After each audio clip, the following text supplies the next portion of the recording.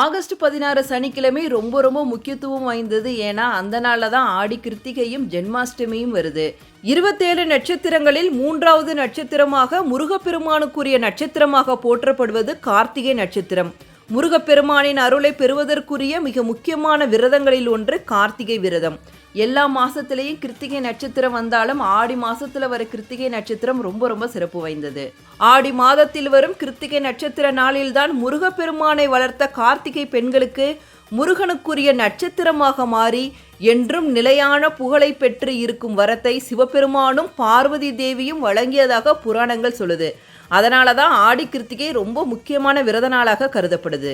கிருத்திகை நட்சத்திரம் ஆகஸ்ட் 16 சனிக்கிழமை காலை 8:26 மணிக்கு தான் துவங்குது. அதனால முருகப்பெருமானை வழிபட சிறந்த நேரம் காலை 10:45 மணி முதல் 11:45 மணி வரை. குழந்தை பாக்கியத்திற்காக விரதம் இருக்கவங்களுக்கு ரொம்ப ரொம்ப ஏற்ற நாள் தான் ஆகஸ்ட் 16 சனிக்கிழமை.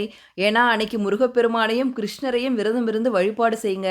கிருஷ்ணரும் முருகரும் உங்கள் வீடை தேடி வருவாங்க.